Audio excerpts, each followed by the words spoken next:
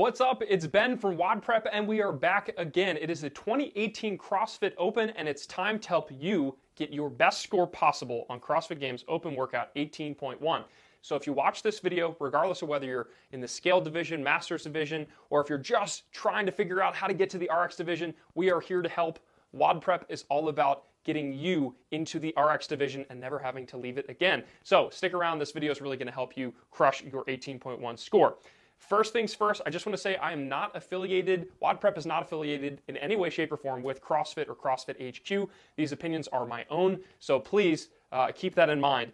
And the most important thing that you need to remember is that there is a free strategy guide to accompany this video that's going to have basically insider tips. So all the stuff that I don't cover in this video, I'm going to cover in the strategy guide. All you have to do to get that free strategy guide is go to wodprep.com/open.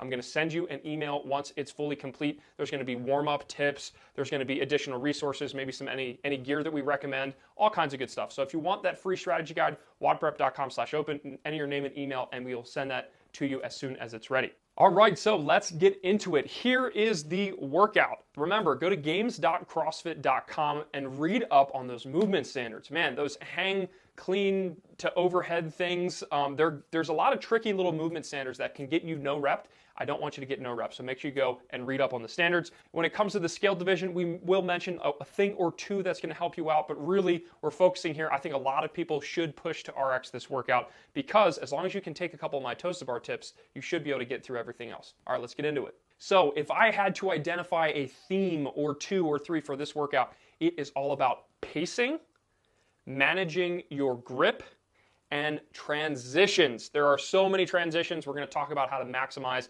these three things. So when it comes to pacing, before we even talk about each individual movement, I'm going to help you crush each one of them. But before we talk about any of that, let's remember, this is a 20-minute workout, people. Do not come out of the gates. Do not come out 3, 2, 1, go, and then crush the first 3 rounds. No one will get a trophy for getting through the first couple rounds faster than other people. As you saw, Sam Briggs and Kristen Holt, like they went back to back, but you could see that Sam Briggs held that nice steady pace the entire time and eventually, pulled ahead.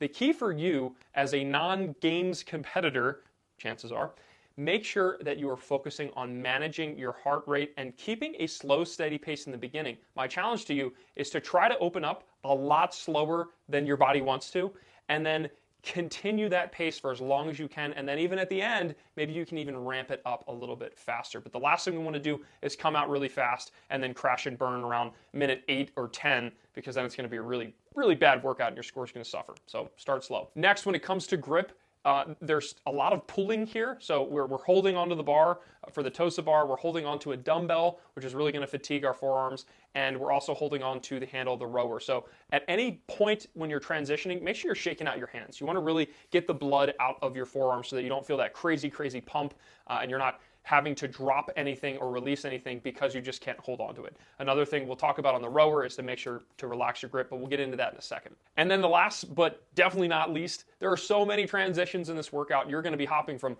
the pull-up bar to a dumbbell to the other hand with a dumbbell, and then on the rower, and then off the rower. And if you've done CrossFit for any amount of time, you realize that the rower can really slow things down when it comes to transitioning. We're going to talk about how to get in and out of the rower as effectively as possible. All right, so let's start with toes to bar. This is pretty much the one movement that's going to prevent people from going RX. So if you have toes to bar and you have them no problem, I'm challenging you right now to do small sets. Do not try to stay unbroken like you saw the games athletes do. Don't do it. I promise you it's going to hurt you in the end.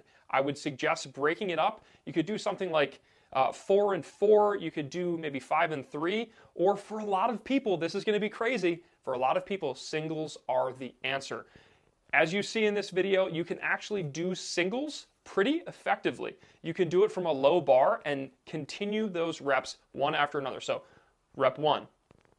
Rep 2, rep 3. That's a decent pace for you to just chip away at this workout. The workout's not going to be won on the TOSA bar, but it could be lost due to core fatigue and just totally wrecking your body. So just err on the side of less reps than you want to do and allow yourself to drop off that bar just for a second to shake it out and get back up. I highly recommend singles. For those of you who are struggling just to get one TOSA bar, here are a couple tips for you.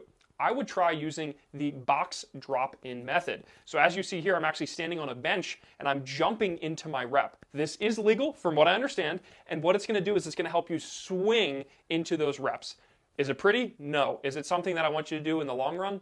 Absolutely not. But it will help you get your toes to the bar. So the thing you don't want to do is to jump on the bar and just hang there with no momentum whatsoever. You're starting at a disadvantage. Always either jump into the bar, into what I call the hollow hop-in position, or you want to do a box drop-in where you're dropping in or swinging into the rep to make sure that you have momentum to get your toes to the bar.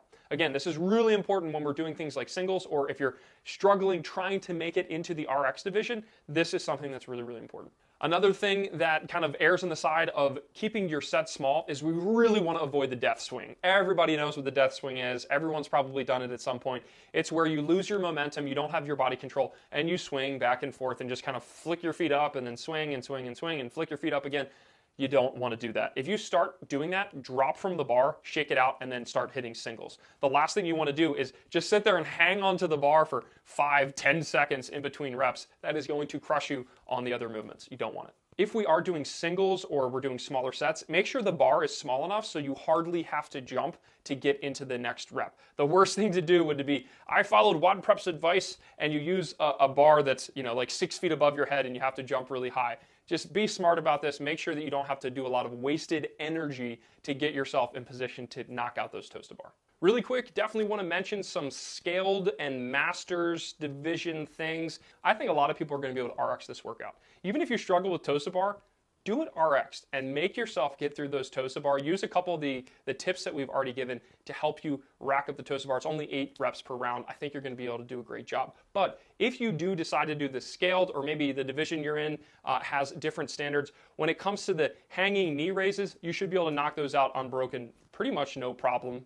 As long as you don't really need to kip those too much, just grab onto the bar, pull your knees up to the standard. It shouldn't be too complicated. If you are doing the sit-ups, I would just recommend when you anchor your feet down, use a weight that's not going to move around. Like use heavier dumbbells if need be, and then obviously put some sort of pad or ab mat underneath your back so you don't get a crazy arch in that lower back. But other than that, really these considerations are across the board. It's all about pacing, transitions, and managing your grip. So let's move on to a brand new movement this year, and that is the hang, power, clean, and jerk with one arm, dumbbell, blah, blah, blah, blah. Pretty crazy movement here, and I really, really want to emphasize you have to go to games.crossfit.com to check the movement standards because there's a lot of things here. You can't have your opposite arm touch your body at all. You can't change I don't even know if it says it in the rules. I think it's like an overarching rule here is you're not allowed to exchange the dumbbell over your eye line or something like that.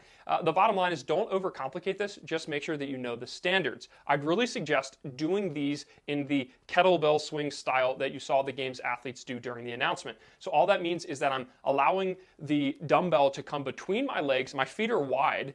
The dumbbell comes between my legs and I'm hinging forward just like I was doing maybe a single arm kettlebell swing or a single arm kettlebell snatch. We're kind of doing the same movement here. Hinge forward, slight bend in the knees, pop your hips and get the dumbbell to your shoulders. Make sure the dumbbell actually physically touches your shoulder at some point. That is a rule. And then we're just going to do a quick dip and drive to lock the dumbbell overhead. That could be a push jerk or a push press. That's really what I recommend. You probably won't need to do too much dipping to catch that clean. It's really just kind of like a kettlebell swing. It comes up and then you dip and drive overhead. So here's a couple examples of bad things that you don't want to do. There's all kinds of ways to mess up this movement. If you try holding the dumbbell off to the side, if you try keeping your torso vertical and just kind of jumping the weight up, if you try bicep curling it up and then pressing it overhead, there's so many ways to lose energy and just drain yourself in this movement. Try to find your rhythm, find your groove, and just be smooth and efficient, making sure that you breathe nice and steady through your smooth movement. Another really important tip here is I don't want you to rest at the hang. So make sure that when you lock the dumbbell overhead, you bring it back down and just go straight into that hinge, back up to your shoulder. If you have to rest anywhere, I'd rest it on your shoulder. Don't rest it while you're fatiguing your forearms holding onto the dumbbell below your hips. Just don't do it. If you really do have to rest, put it down and then pick it back up. And this brings me to my next point. A lot of people are kind of freaking out like, all right, how do I transition my hands properly but not break the rules, blah, blah, blah. really you're not going to save that much time trying to be a hero and do all 10 reps unbroken. For a lot of people, when they get really tired and get really fatigued, I'm actually going to suggest for many of us, hit that 5th rep on your first hand and just put the dumbbell down and then pick it back up. That allows you to take a breath. It allows you to not worry about getting no reps and having to get the dumbbell back overhead so you can get a good transition. Just don't really mess with it unless you practice it a lot. Now, really important here, try to hit the sets of 5 unbroken. So 5 with your right arm unbroken, then 5 with your left. What you don't want to do is do 3 with your right arm, drop it, 2, and then maybe mess up the transition and have to drop it again, and then maybe 4 and 1. You just don't do that. Try to hit 5 and 5 or go totally unbroken, but just know that 5 and 5 is okay. Take that breath at the bottom. You'll be all right. Another interesting consideration that I might try when I attempt this is actually hook gripping the dumbbell. So depending on the handle of the dumbbell, you might be able to grip it like a barbell, and what that's going to do is actually going to save your forearms and save your fatigue for those toes to bar. What I wouldn't do is do the hook grip if you can hardly fit your hands around the dumbbell handle, or if it feels really uncomfortable, then don't worry about it. But just be strategic, play around with how you're gripping the dumbbell. You might want to have your hands slightly off-centered. Whatever feels more comfortable for you in practice, do that in the workout, and it's going to help you in the long run to keep your forearms from being too fatigued. Okay, now it is time to talk about the rower. Oh my gosh, there's going to be so many people doing stupid things on the rower or the erg or whatever you want to call it. Please, for the sake of all that is good in the world, do not waste a lot of time getting in and out of that machine. I can't tell you how many times I've seen people freaking out because their foot's stuck and they're yanking on their foot and they're like, wow, my foot's stuck in the rower, I can't get it out. Use logic, take a deep breath, and learn how the strap system works on the rower. I'm getting a little sassy here because it's a huge pet peeve of mine when people can't figure out how to get in and out of the rower. It's 2 straps, it's really freaking simple. There's a heel cup that actually will grab your heel and keep it in the rower. So keep that in mind while you're getting in and out. We have a couple examples here of just simple ways to get in and out of the rower. It's not very hard. You need slack on the straps, and you need to kick your feet up and then lift your heel out of the heel cup, and you'll get out, in and out, nice and easily. You saw the games athletes, how quick and easy they made it look. It's because they practice it. It's not because they're just magical, okay? So practice getting in and out of the rower. As you can see, there's a lot of ways to do it wrong. You don't want to yank on your foot. You don't want to just yank really hard and try to magically undo the strap. It's kind of built to keep you in there. So just be smart here. Use some logic, get your foot in and out of the rower, and don't freak out. It should be a nice, smooth transition.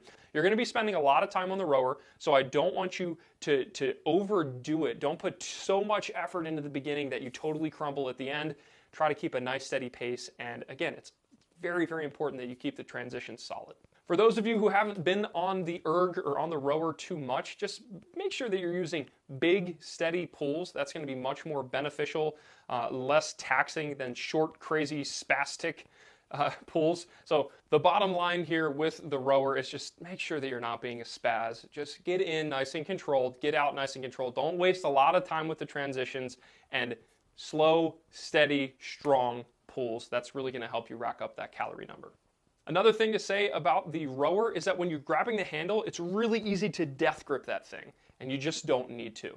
So when you're doing your rows, just be very conscious. You can even maybe write it on the floor in chalk, or have someone who's coaching you remind you, don't death grip the handle. You need to have a nice tight grip on the toes to bar and obviously on the dumbbell, but you don't need it on the rower. So as you're doing your pulls, just try to maybe wiggle your fingers as you're doing your rowing instead of death gripping the handle, because that death grip is just going to keep that pump in your forearms that we don't want, and that's going to negatively affect our toes to bar and those cleans. So just be very careful, be very cautious, don't death grip the handle. I still want you to pull hard, but you can pull hard without gripping the handle as strong as possible. All right, I hope that this video helps you improve your 18.1 score. Before you go, make sure that you go to WODprep.com/open to get the complete strategy guide. I only touched on some things here. The full strategy guide is going to have a lot more tips and tricks to help you get warm and crush this workout. So go to WODprep.com/open to get that free strategy guide delivered straight to your email inbox. Next, please leave a comment below. Did you hit the workout? You can share your score. You can share the takeaways that you got from it. Or if you want, feel free to ask some questions, and the WODprep community will come in and offer suggestions to help you decide whether or not you need to go RX or scaled. Thumbs up if you liked the video, thumbs down if you didn't, and I am so excited to see you next week when 18.2 is released. But in the meantime, freaking crush 18.1. WODprep out.